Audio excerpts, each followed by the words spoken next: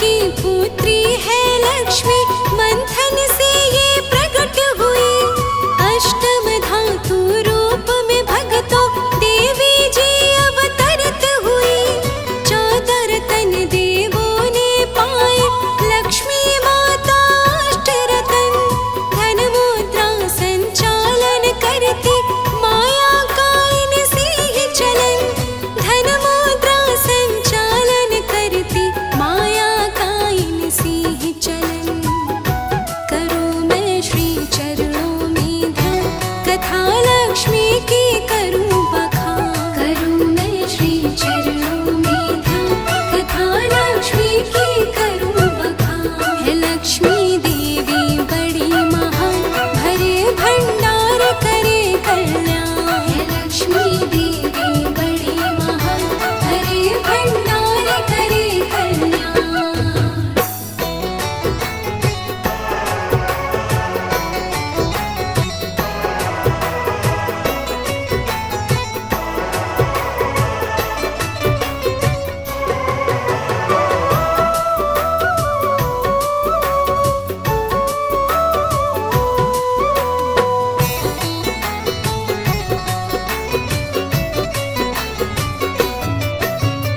विष्णु से जब वर्ण हुआ था, पटरानी कहलाई थी।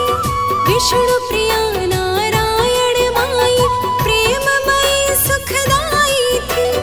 धन से चलता सबका गुजारा, सबका ही परिवार पले। लक्ष्मी देवी अर्चन करके जीवन में शुभ सुमन खिले। लक्ष्मी देवी अर्चन करके जीवन में शुभ सुमन खिले। करूँ मैं श्री चरणों में ध्यान, कथा लक्ष्मी की करूँ बखान। करूँ मैं श्री चरणों में ध्यान, कथा लक्ष्मी की करूँ बखान। है लक्ष्मी देवी बड़ी महान, भरे भंडार करे कल्याण। है लक्ष्मी देवी बड़ी महान, भरे भंडार करे कल्याण।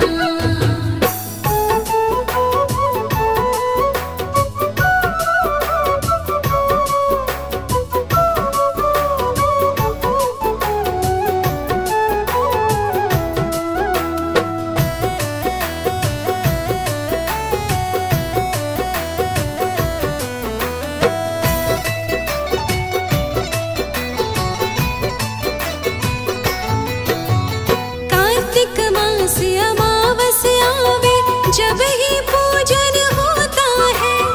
इनके संग श्री गौरी लला का पूजन पावन होता है।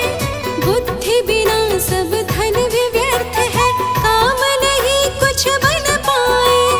इस कारण ही लक्ष्मी संग में गणपति जी पूजे जाए।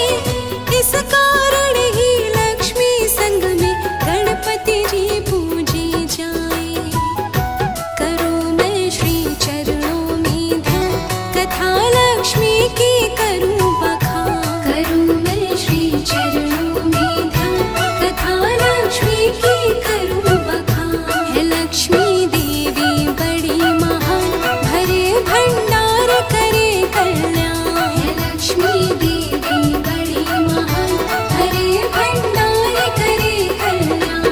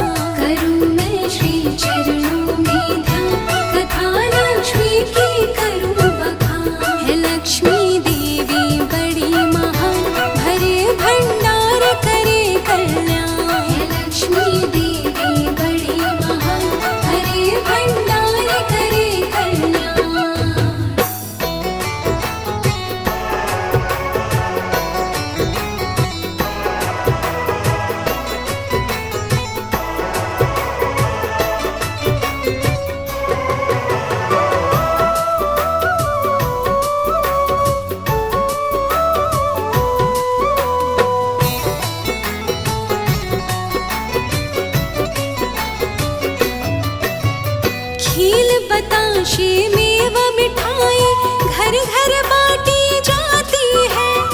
अन्नपूर्णा रूप में भक्तों लक्ष्मी जी घर आती है। धन बरसाती यश देती है, मानव को उपहार मिले। लक्ष्मी कृपा कर देती तो मर्यादा संस्कार मिले। लक्ष्मी कृपा कर देती तो मर्यादा संस्कार मिले। करूँ मैं श्री चरणों में ध्यान, कथा लक्ष्मी की करूँ बखान। करूँ मैं श्री चरणों में ध्यान, कथा लक्ष्मी की करूँ बखान। है लक्ष्मी देवी बड़ी महान, भरे भंडार करे कल्याण। है लक्ष्मी देवी बड़ी महान, भरे भंडार करे कल्याण।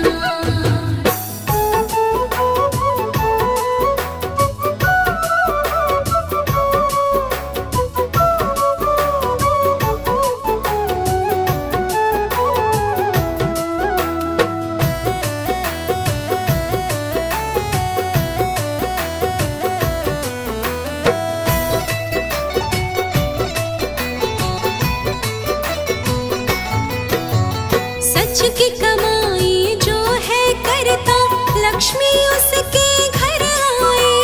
पाप कमाई लालच वाली, लक्ष्मी जी को ना भाए। नेक कमाई करके मानव जीवन को खुशहाल करो। लक्ष्मी पूजन यही है कहता, सच का ही व्यवहार करो। लक्ष्मी पूजन यही है कहता, सच का ही व्यवहार करो।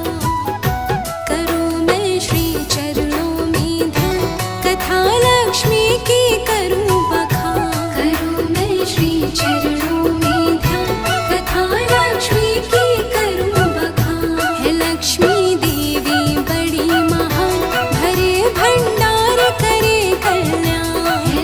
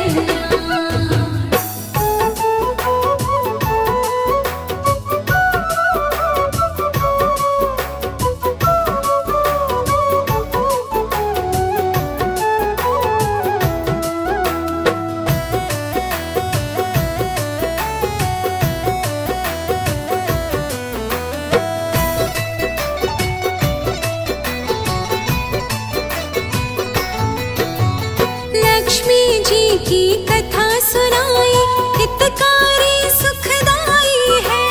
जो भी सुनता इसको प्रेम से, सुख संपत्ति घर आई है।